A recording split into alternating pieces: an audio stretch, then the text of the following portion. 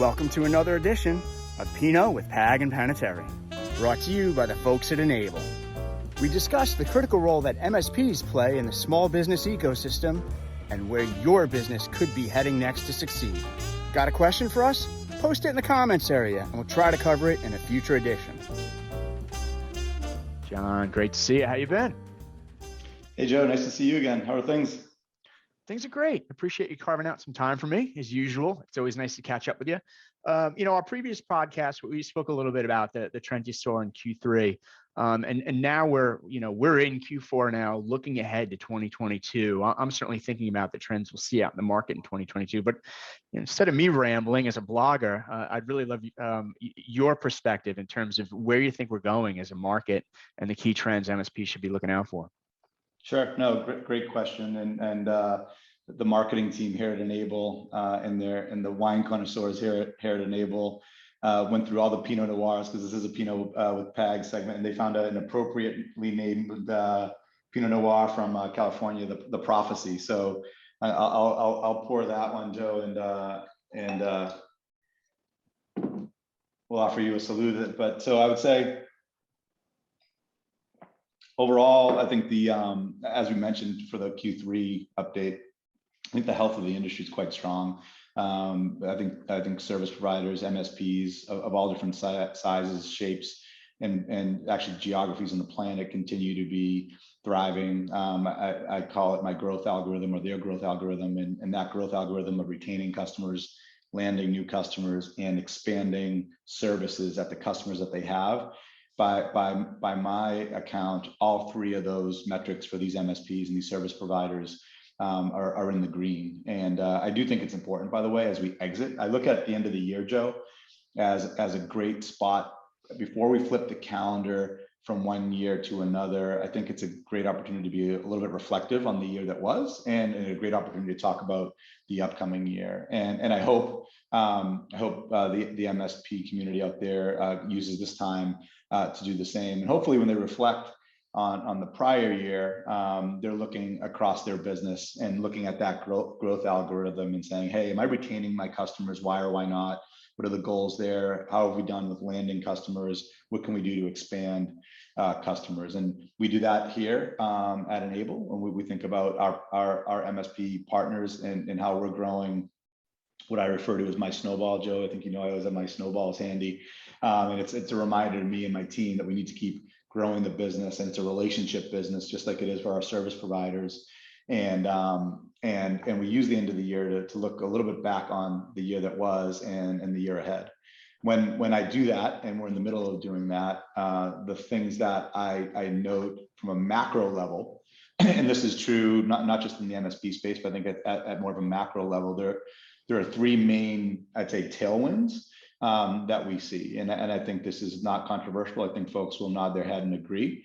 One is labor scarcity, right? And we're seeing whether you're doing a construction project at your house or you're looking to hire people or retain people, finding a strong workforce and a growing workforce is a challenge. So labor scarcity at the small, medium, and large company size continues to be heightened. So that's one major trend. The second one is historically what I would call security, and now it's transitioned from security to risk.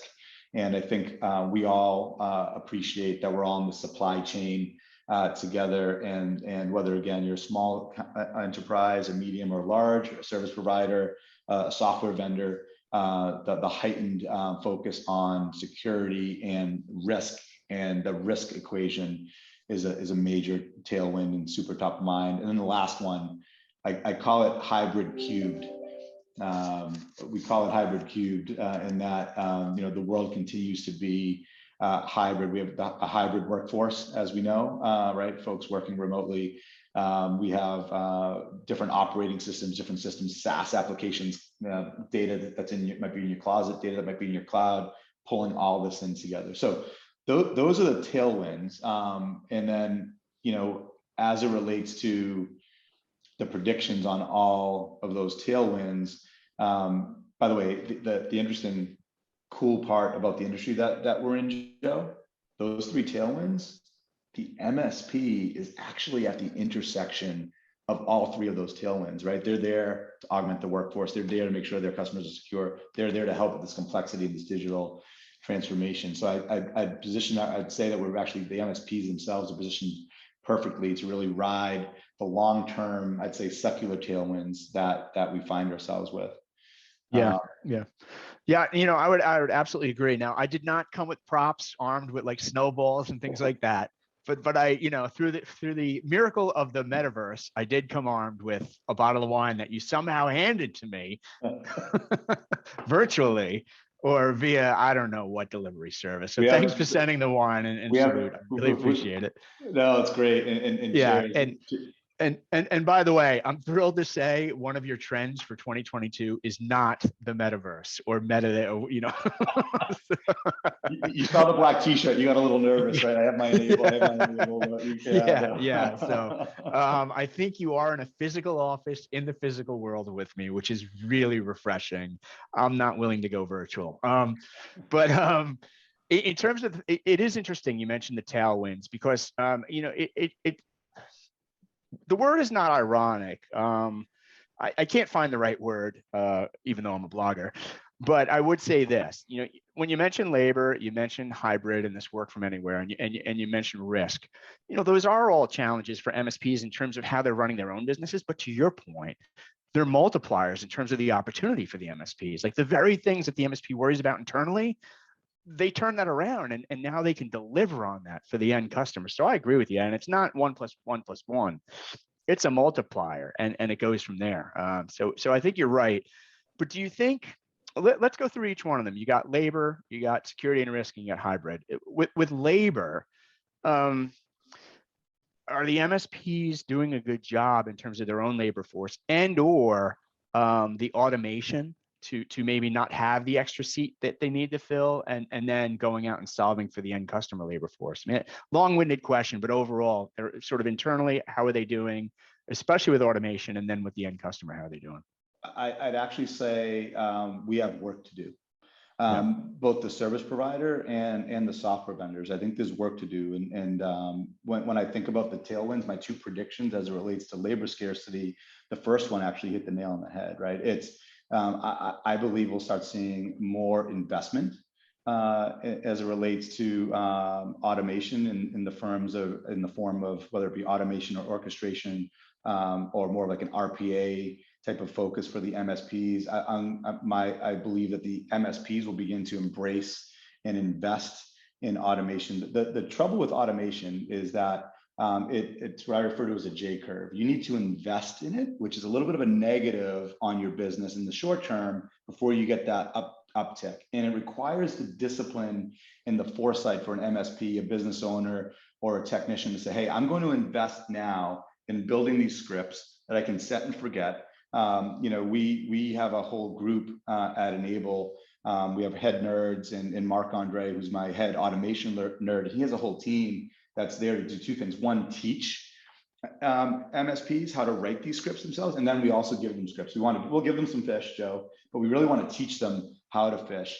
But it does require that discipline because there is a little bit of a J curve. You need to invest before you get that return. But my first prediction really is that I believe the MSP community as a necessity, as they look at the challenges they have, they want to retain their people, get them out of the mundane tasks. They'll be levering and actually up-leveling the technology and the investment in automation. You actually touched on the second one as well, and that's how are they servicing the end customer? What's interesting, historically, the MSP was servicing the small medium enterprise. They still service the small medium enterprise. Their customer was the CEO of a business, an owner of a business. My prediction is that we'll continue to see the MSPs go up market and start servicing their customers, starting to be the internal IT department manager or the CIO of a business. Why? Because that internal IT department director, he has a labor scarcity issue as well. And so MSPs will be called in more and more in next year to help be an augment play for internal IT departments at local and state governments, at mid-market companies, at publicly traded companies, at internationally global companies. So if I'm an MSP and I'm an MSP owner and I'm looking to grow my business, hopefully as part of their 2022 plan, they're saying, how can I be part of this augment play? How can I be part of this co-managed initiative? Because I do believe it's a trend that's going to accelerate in 2022. Yeah, I agree with you. So we covered labor. I do want to cover security and risk, and I do want to cover hybrid, but I want to call an audible. Within your answer on labor, you did mention the nerds, which I think is a really cool program you're up to. And I think I noticed like a Mac head nerd just showed up. So A, tell us about the nerd program and what it is for MSPs. And then B, tell us where you're investing, including, I think, in the Mac area. Sure, no, love to. Great audible. But so Mike Cullen, who's been on the show with you and on the show with me, he's been part of the MSP business for a couple of decades now. I refer to him as the godfather of MSP. He's one of those founding fathers of the business that really helped MSPs build their business and this proactive business. He has a team under him that we refer to as our head nerds. They have domain expertise in different areas that are important for MSPs. We have a couple of security nerds. We have automation nerds. We have nerds that are there focused on the go-to-market motion. How are you packaging? How are you positioning? How are you pricing? And you're right. We just announced our new Mac nerd because we know that an MSP might have some comfort on a Windows operating system. They might not have the same level of comfort or understand the Mac environment. And so these are needs that we hear that are community-based needs, and they're resources that are there for free for N-able partners, but also just really the MSP community at large. That there's no commission, there's no sales. They're there to help, but they bring this domain expertise. And Joe, the way that we service the community is a couple of ways. We'll do webinars, so we'll do some one-to-many. But Mike came up with this concept of like office hours, almost like a professor's office hours. We have dedicated office hours an MSP can call, do a team session or a Zoom session just like this, and get that little bit of a bespoke custom advice that they might need to help build their business. It's been a great ad. It's filled with people that are dedicated to the MSP space. They love their domain, and our Mac nerd is no different. He loves the Apple domain. You talked about our investment in Mac. Absolutely right. It's a hybrid world. This goes to the third trend, Joe. If we can go there, right? We'll do it out of order. So that hybrid world, we know I'm on my Windows machine. I think I'm cool, and I have my iPhone here. And we know that when MSPs walk into an environment, they have different operating systems, different SaaS applications, different network configurations, different uses of the cloud and different types of clouds. And it's what I call hybrid cubed, right? And so in that hybrid world, we know that there's a good chunk of folks that are using Macs, and it's a growing population. And we have a sizable team that's there to help MSPs monitor, manage, and secure Apple devices, both mobile and workstations. And you'll see us continue to invest in that area in 2022. We brought a lot of good things in 2021 to market under that Apple kind of better together story, and we'll continue to lean in there. It's important. An MSP can't manage 80% of a small medium enterprise's environment, and we know they need to have eyes on all the assets, and that's one of the things we strive to do. Give MSPs the ability to monitor and manage everything. It doesn't matter the operating system. It doesn't matter the device. It doesn't matter if it's in the cloud or in the closet. Got it. Yeah. And Mike will be quite happy that we talked about the nerds. Yeah, absolutely. Listen, I've been a nerd fan for quite some time. So, and it's interesting with the whole hybrid terminology and trend, because sometimes I'm guilty of oversimplifying hybrid. I sometimes when I blog about it, I'll refer to it as like work from anywhere. But you brought up some interesting points here. It's more than work from anywhere. It's any device. The MSP has to be able to support any customer device. They have to be able to support any network, and they have to be able to support any infrastructure behind the network, and they have to support any SaaS applications, regardless of location and access to them. Does hybrid get any easier for the MSPs? So it's a yes and no. And then Joe, add one other layer to that. Unlike the internal IT department, MSPs now, if they have 500 customers, those are 500 different combinations of hybrid, right? And they'll need to help standardize and help monitor and manage and secure all of that. So does it get easier? One of my predictions actually is that it will get easier for the MSP. I think it's part of the responsibility of the ecosystem, some of my responsibility to provide a solution that an MSP can leverage automation, leverage a multi-tenanted system like the N-able platform to be able to help this kind of hybrid nature. This is why, by the way, we have that Microsoft Intune integration. MSPs are managing Intune devices, but to do so now without the central integration, they'll have to log on to all these different consoles and these different environments. We're centralized that, Joe, so they can monitor and manage their entire estate. So my prediction is more and more hybrid cubed in the MSPs future. But my prediction is that the world will get easier for them as the technology catches up. Right now, the MSPs are ahead of the technology. Right. And the technology in 2022 should catch up to help the MSPs get that level of efficiency and scale.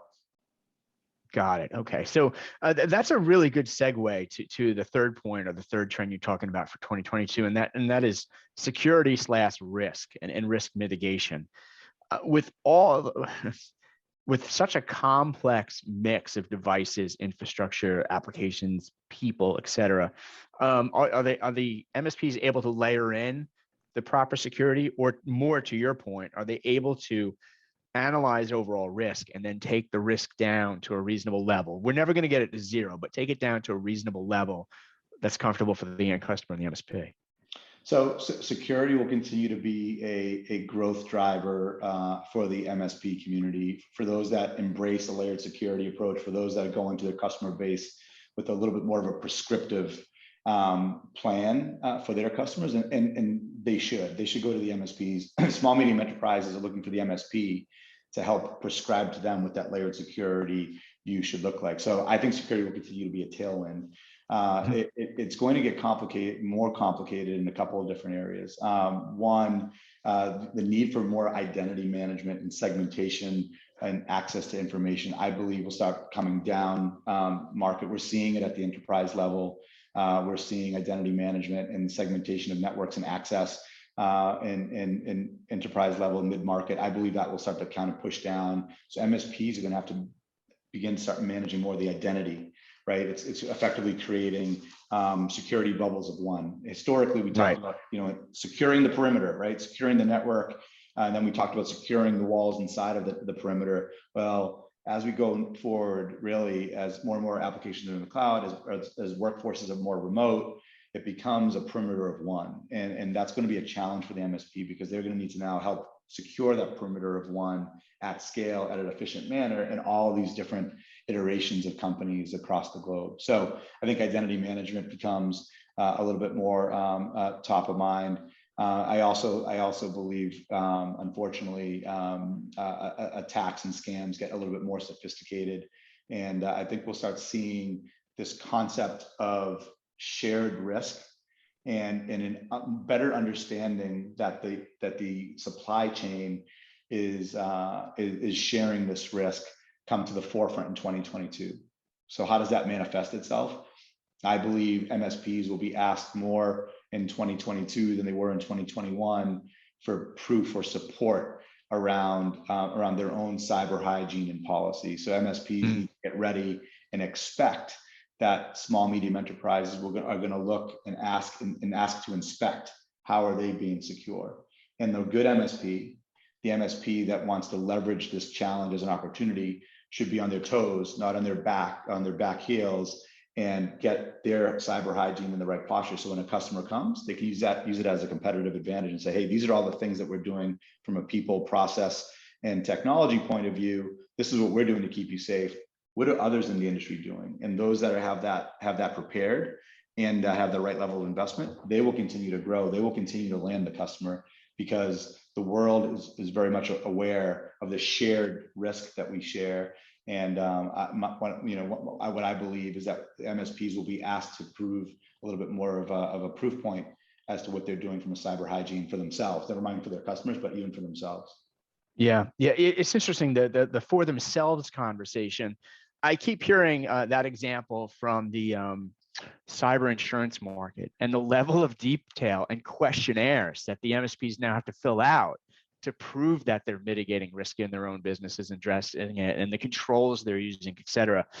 So for any MSP that doesn't believe your thesis about the end customer hammering the MSP on what are they doing to mitigate risk within their own MSP, just go talk to the cyber insurance companies. The detailed lists are unbelievable at this point. So we're watching that closely. No. One follow-up question for you. Our previous podcast conversation, when we were talking about Q3 trends, you mentioned endpoint detection and response, and then sort of data protection and backup. Fast forward to this podcast, as you talk about risk mitigation, do you see the lines blurring or the worlds coming together of EDR, cloud backup, data protection, business continuity, and RMM, and sort of that all blending into a cyber resilience type of architecture, or are they still siloed and the MSP sort of moving between the three worlds? What I've seen from the more mature MSPs and the ones that have invested in security, the ones that are actually growing wallet share at their end customers, and their growth algorithm is, yes, adding customers, but expanding wallet share at their existing customers. They're packaging a layered security approach in very much a secured bundle, right? And so they might offer different levels of service, but they're going to market with more of an approach or philosophy around layered security. And I believe that to be the right way for two reasons. One, you need to standardize if you're an MSP. It makes you more efficient, number one. Number two, if the customer is not willing to buy into this concept of layered security, they're putting you potentially at risk. And you need to think about that from a reputational harm point of view. And then lastly, I'm seeing MSPs walk to customers saying, hey, this for 2022, this is the security program. You're either part of it, or if not, you might need to find another service provider. By the way, this new enhanced security program is going to cost you 15 or 20% more. And the MSPs are drawing a line in the sand saying, hey, if you want me to service you, this is the stack that I believe to be appropriate. It's going to cost you more, but it will save you in the long run because it's going to keep you going. And so I'm seeing that from the more mature MSPs. They're packaging this up. They're telling the customer what is needed, because the MSP is also in the shared risk equation. And if you have a customer that is not understanding that shared risk or putting you at risk because they're not willing to subscribe to this more fulsome philosophy, you might want to rethink the relationship. Yeah, without a doubt. So to summarize, 2022, we've got the labor challenge, we've got the hybrid challenge, and we've got the security and risk mitigation challenge. And I use the word challenge in all three because, flip it, all three in your mind are opportunities for the MSPs? They're absolutely opportunities, because those challenges are challenges for the small, medium enterprise, as well as the MSP. They're also challenges for the mid-market and large companies. So those are global challenges. And the MSPs, this community, was built to actually help satisfy those exact challenges. I mean, I believe 2022, all these challenges, as we outlined, they're actually secular tailwinds for the industry. And I believe MSPs on the small side, medium side, and large side will grow if they lean in and have a plan for each one of these tailwinds. I'll implore the MSPs to use this time toward the end of the year to plan. They say, failing to plan is planning to fail, right? So did I get that right? Hopefully I got that right. But yeah. But so what we've been doing here at N-able is mapping out how these tailwinds affect N-able, how these tailwinds impact MSPs, our partners, and how these tailwinds actually impact the SME. As we think about our roadmaps, our investment areas, that's how we're aligning our strategy. So it's a great time of year again to look back on what we've accomplished. We've accomplished a tremendous amount together, but also to take a look at some of these trends and see what is the needs of our collective customers, and those SMEs are a collective customer. We're helping the MSPs monitor, manage, and secure them. And if we do it the right way, I believe all of those challenges are huge opportunities for the channel for sure. Fantastic. Well, tell you what, I look forward to looking or checking in with you in 2022 and seeing how the tailwinds are playing out, where things accelerate further, and we'll go from there. But in the meantime, it's a little early, but I might as well do it. Happy New Year. Happy New Year, Joe. As they say, Cent'anni. Cheers. Yeah, absolutely. Take care. And thank you very much for your time throughout 2021, John. I appreciate it. We appreciate your partnership, Joe. Thank you.